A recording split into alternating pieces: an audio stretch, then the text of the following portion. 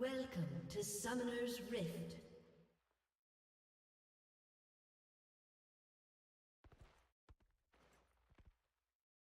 Seconds until minions spawn.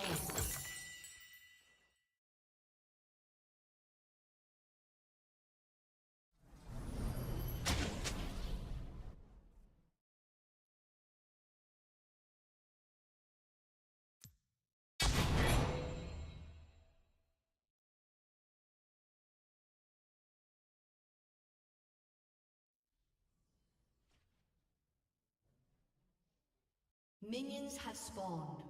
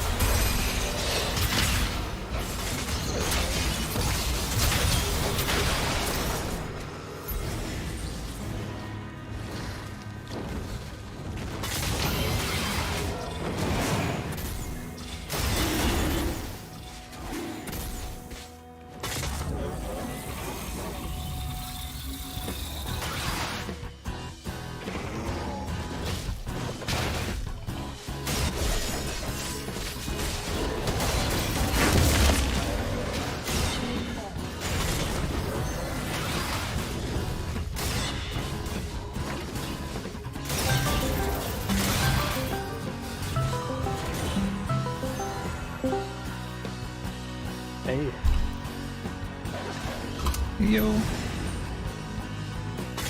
Oh, you're done for the day already? Yeah. I actually got the K-means clustering to work, but then I wasn't getting any real great results with it. And even if I did eventually find the parameters that got good separation, you can't like hover and see that case.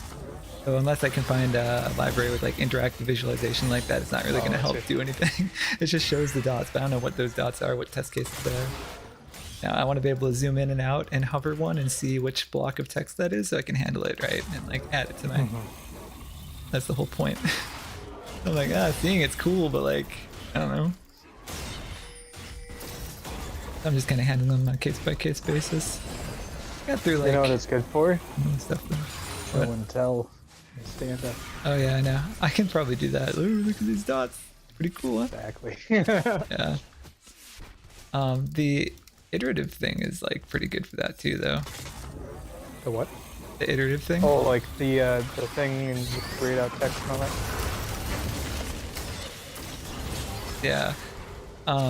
With the grayed out text. The whole tool is just nice that I can just go case by case and then I see what needs to be happening, add a new modification or scenario, and it's just a nice like way to make some progress, you know. Nice. What the fuck? What are you doing? Bro, you were way too behind to be ganking like that. Gotta go back to your jungle. Get out of here.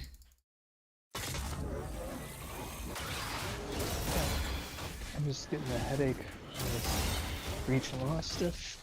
Yeah.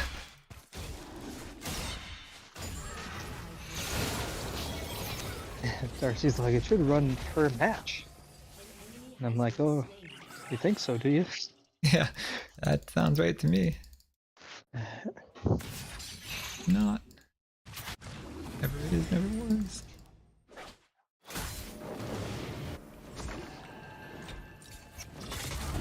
Funny part is that while I have to deal with the legacy code, she also wrote the entire analysis. So she doesn't really have anyone to back up to, you know? Yeah.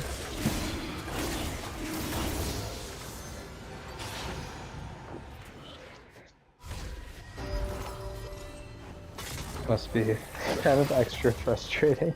So at least I can go, oh, you know? But Yeah. if I wrote the whole thing, I'd be like, God damn it, why did I do that?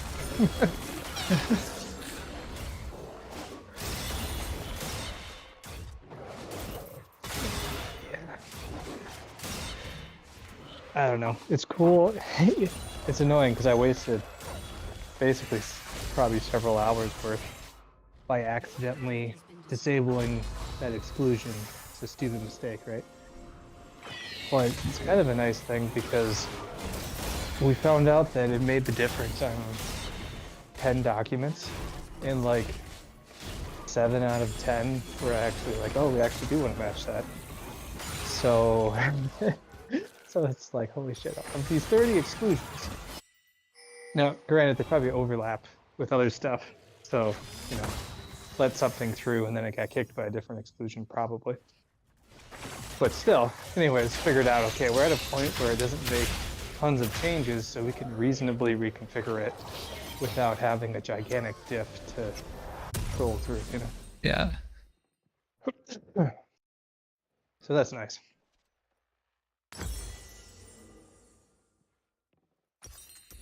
And I gotta reconfigure it so that it just runs as a exclude function the way everybody thinks it should. So, as Alex Jones would say, win, win, win. That's a 360 win. 360 win. Yep. Oh, man.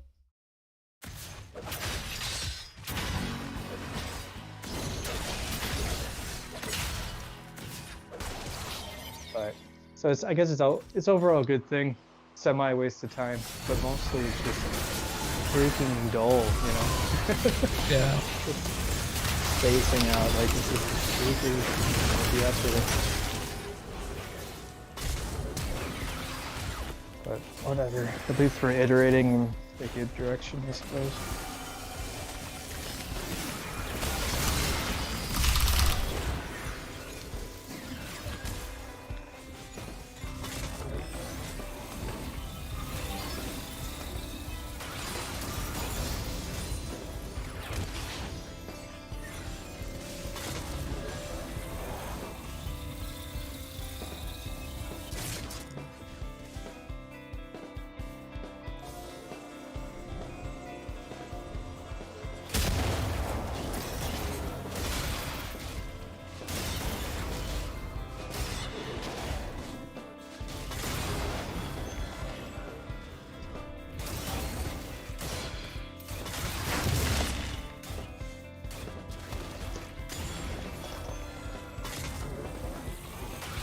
when I do this kind of stuff too, I see there's like the definition matching function. And I just low key change it to the build deaths regex. I know, I do that all the time. There's like 100 lines of like fine definitions matching, and you would think it'd be faster because it's using the try or whatever, but it's actually slower. Yeah, it's like Because looking the up. try is slow. Yeah, That shit's- the try runs once in parse time though, and then this is just looking up in the results of the try, so it shouldn't be that slow, but somehow it's slower than just, yeah, when you do fine definitions matching, it's looking up in that cached, or no, that's the Maybe. definitions in text. I think it's I think both part of the actually. reason why it's slow though is it has to transform the text every time you use it. Yeah, I think so. Pretty sure. Yep. Yeah, it's gotta stem the. It splits it on spaces and stuff, and then it stems all the words, and then it checks all the stemmed words through the try, right? Yep. So it's just complicated. And Joel's like, well, the right algorithm will always be faster then. Yeah, you can have it. Like, yeah, Now when you theoretically. have the double whammy of a slower implementation and also an incorrect implementation. Yeah.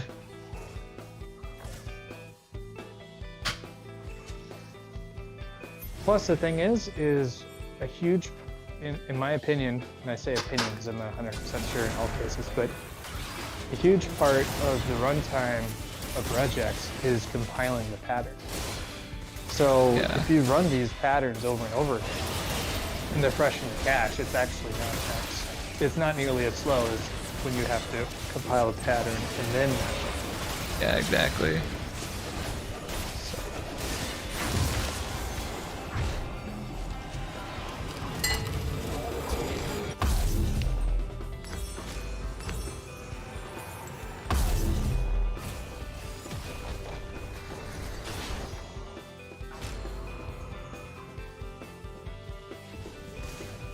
Well, it depends, right? The searching is expensive if you're searching through a lot of text, but if you're just doing definition names, the searching is really quick, and the compiling is more of the cost, I think. Probably true. Yeah. I That's feel true, bad. yeah. Because the patterns aren't complex either. Yeah. I messed up server tests for Charles again because he's on 3.6. I had made some stuff that does like ISO timestamp and from ISO timestamp, which is like nice convenience methods on datetime objects. I didn't realize they were like a 3.10 feature or something. So he changed it to dateutil parse. I'm like, yeah, but I'd rather not use that third-party library that's doing all this fuzzy stuff. We know it's ISO formats. Why would we need to do fuzzy, right? So I'm like, okay, I'll just make it all defined format so we can avoid the methods, and we'll just use strip time and striff time using unknown format. And that worked great for me, but apparently it's still broken for him. And I'm like, why the fuck? And I look it up, and apparently in 3.7 they allowed colons in the UTC offset portion of the timestamp. And before then, you cannot have colon at all. I'm like, what the fuck? That's super random. So that's a 3.7 change. Oh, we allow colons now. It's like, okay. And our API returns colons, by the way, so. Yep. That's just stupid. It's a 3.6 only thing, so I'm like, okay, I guess we'll just use dateutil parser then. I looked up on Stack Overflow, and that's just the recommended solution. Oh yeah, yep, 3.6 kind of sucks like that. Just use dateutil parser. Okay, I guess just fuzzy match the date format, even though we know exactly what it is, except for the colon. Like, well, you could also manually remove the colon when it's there. It's like, dude, I shouldn't have to write a helper function just to like convert an ISO datetime. Like, this is super standard shit. Yeah. Frustrating. I'm like, Charles, just get off of 3.6. No one's on 3.6 but you. I guess David maybe too. But like, why would you choose to use that slower? Like, it's just super slow, right? Like, why would you? It just can run 50% faster. I like don't really talk to anybody, but I did talk to Charles Ackley. Maybe it was in a stand-up or something like a few months ago, and he seemed really adamant about like, I want to be running as close to production as possible, you know. Generally, that's true. Yeah. And he was And if like you're gonna saying like fuck up, yeah. not just like 3.6, but there's some other stuff about it. Oh yeah, because I asked him if he based his branches off of feature 1 and feature 2, and he was really adamant like, oh, feature 2, because that's what goes into production. Yeah, I always branch out feature 2, yeah. Of course that's true, but he seems so adamant about it that I suspect that he probably doesn't. Wait, no, because you got him on like 3.2 Yeah, I initially set him up with that. I didn't know if he'd stay. I felt bad because he had at least one MR that had breaking changes. I'm like, oh shit, I guess we're not all responsible enough to stick to the 3 to 6 feature set. That's what it is. It's not even too much about responsibility either, because like you just tab complete shit. You're like, oh, I didn't ever realize this method existed, and start using it, not realizing like, oh, of course, because it wasn't in. Yeah, right. But yeah, I don't know. I'm gonna keep using 310 because I can't. Like, we're up to 24, almost 2,500 documents now, Yeah, I know. and the snapshots are taking an hour for me now. Yeah. And I had optimized it down to a half an hour, so they're taking like 4 times as long or something as when I started, because they used to be like 45 minutes. I Yeah. went up to like an hour 15. I got the new computer and it went back down to 45. We had a bunch of documents, went back up to an hour. I optimized it, went back down to 45. Now it's back up to an hour again. I'm like, I can't keep up. Yeah. There's only so much crap I can get rid of before I run out of optimization. I think I optimized it by about 5%. Well, today/yesterday. Because I dealt with those back-to-back wilds and breach of security documents, which is what Alton was referring to as like, I'm pretty sure there's some bombs in there. It's like, oh yes, these are definitely the parts that are the problem. Yeah. So, dealing with that, but like I told you, it's like that A, B, C, D, and C is optional. And Darcy's like, oh, but we have it in there for a reason. And I'm like, logically thinking about how the pattern runs, and I'm like, you know, I think logically speaking, it has no influence on the result. It just adds lots of runtime because we're doing these back-to-back wilds. She's like, I don't know, it's just, you know, like, we had it in there for a reason. And I'm thinking like, yeah, you probably did, and Joel probably put it in wrong, you know? Like, I don't know.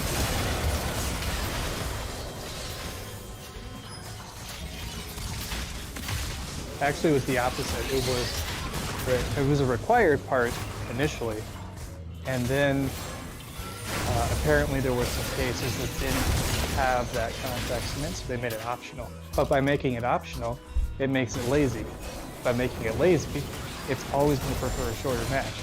And since the wilds are unbounded, even if you're greedy with it, well, if you can if you can find that in between infinite wilds, you know, unbounded wilds, then you can find it without it with a single unbounded wild, you know? So it's just pointless. Yeah. Darcy does so many of those, and actually super slow. Well, for me, she does like wild, then optional, and then if you get that optional, you get a bonus like 30 characters or something. Like, do we really need that complexity? Because it makes it super slow. Because then every character you're looking for the bonus. Like, it's like the slowest shit ever. So I usually just merge it. I'm just gonna make this one. I'm just gonna include the bonus every time. Runs like 10 times faster, and like if there's one bad result, just to have an exclusion for it. What you can do is a lot of times it'll be like optional glue string short or whatever, right? You could make that, what do you call it?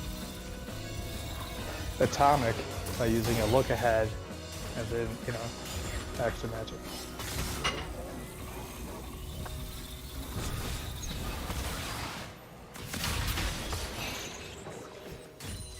You know what I'm saying? Yeah, atomic. So like if you find the wild, then but you're still looking for it at every character until you do find it, No, right? not the. Well, oh, is it? So it's the wild and then the optional part? It's like wild, a question mark, with wild. Sorry. So like you only get the bonus if you match the a question mark. Yeah. So close. That's more annoying. If it's on the front end, then you can make an atomic roof. So that if it's like 10 characters extra you get, you can make that part of the pattern atomic. And it either finds that extra 10 and reaches further, or it doesn't, but it still hits the wild max. But on the other scenario where you're doing the wild first, then looking for that extra 10 characters, that's super annoying. I guess what you can do is It just sucks. I don't know.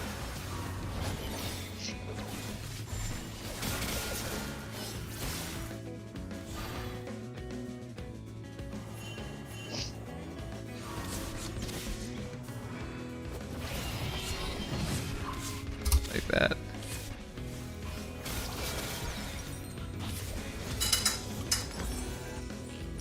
And you could do that ternary shit, but then you have to put capture groups in there, and depending on how you're constructing these patterns, that's a bad idea. How does Ternary help you here, though? Well, you can have it as like what I've done before is you break out of the W function and actually use like all caps wild variable. You put it inside a group. Right in front of it, you put a negative look ahead for that optional group. And then you create another option, which is instead of the wild card, you hit the option group. And actually, you might not need a capture group for that, depending on what your optional group is.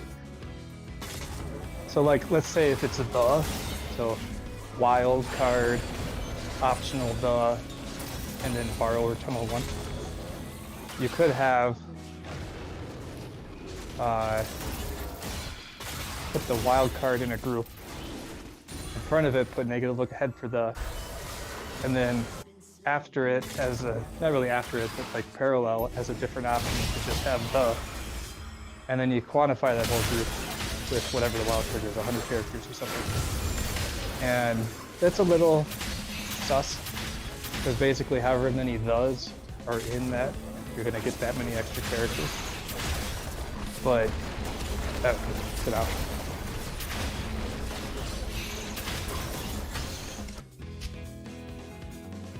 Not sure if you're following that, but I have that in SLLs where I actually have, I think it's 3 maybe 4 mutually exclusive groups.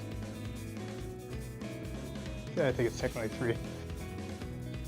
We're looking for potentially 2 different identifiers in the wild gap, and we'll allow the pattern to match or not based on if it was hit. And one of them is like in a positive way, and one's in a negative way. So I use capture groups to capture that. But the way I do it is I have negative look aheads for that, and then the wildcard character. And most of the time that's what hits, just like our wild pattern does. But if it does find the negative look ahead for those 2 groups, either one, then as alternatives it can match either one of those. And then afterwards I check that capture group and say, okay, if that matched, then either we continue matching or you have to match the unmatchable group, which terminates the pattern and doesn't allow you to proceed. Oh man. So I don't know, it's give or take, because then you're in pure regex and it gets hard to debug. We've definitely had some hard times debugging that. Although Richard's like really good and he's just figured it out. Yeah, Richard can just see it. Darcy too a little bit, Yeah. but I'm like, oh man. See, what I'd rather do here is just have 200 wild that's lazy, and then have a helper function after the fact that's like, okay, if we used more than 100 of them, make sure we got an A in there, right? Like, Oh, I see. Yeah. yeah. I Yeah. don't know. You could. It depends on the behavior you want, because, you know, if that's an invalid match for being 10 characters too long, for fuck's sake.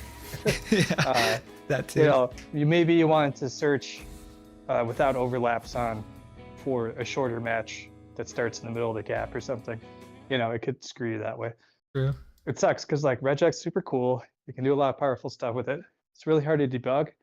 And if you do post You have a right matching to exclusions, your personal feelings about things. then you lose some of the behavior of regex where it, you know, backtracks and tries to find the, you know, a matching solution. Yeah. So there's basically nothing you can do to be completely safe, you know?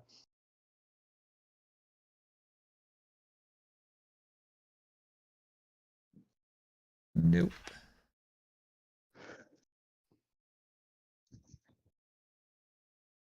But it's fun to get into those kinds of problems. But I think I'm over the honeymoon period of like, oh, look at all the cool shit I can do with regex. Yeah, Now it's like, ah, fuck, I just want it to be simple. I know.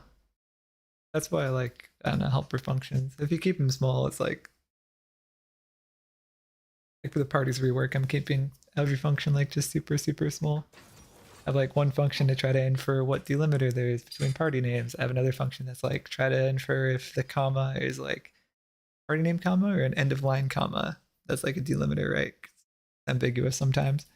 And figuring that stuff out might be simple today, but I guarantee as you come across more test cases, it's going to get more complicated where it's like, oh, okay, well, here's an edge case where like this comma is Yeah. a little bit funky.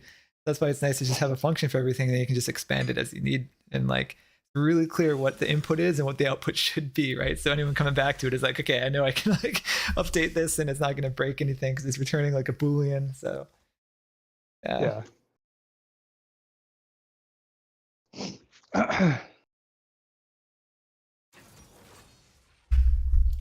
Yeah, luckily in all of the searches in Breach and Loss, Phil made it so that it builds an exclusion function for each type of pattern.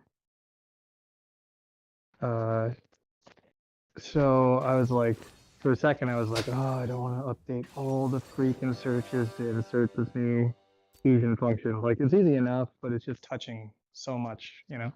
yeah, But then I realized, like, all of them use this ref exclude function. So I just, instead of like having it in the list of exclusions, I just put it inside that function to just run additional ones. Yeah, one of the losses was like, it found, it failed the valid parens function, which is like doing some kind of assessment about whether you started or ended in the parenthetical statement. And I looked at the match that it excluded based on that, and I'm like, I don't fucking see unbalanced parentheses. Like, I don't understand why it excluded this. I just told Darcy, I'm like, yeah, it's supposed to do this sort of thing. And honestly, I have no idea how it works. And yeah, we'll just, I don't know. Tell me, should we go down this route of trying to debug this, or can we just get this a different way? yeah. And it's funny because, you know, she was there, so she remembers that they went over this logic. She just, you know, obviously doesn't know how the code works. And I'm like, yeah, it's super cryptic. I don't know, man. 30 seconds until minions spawn.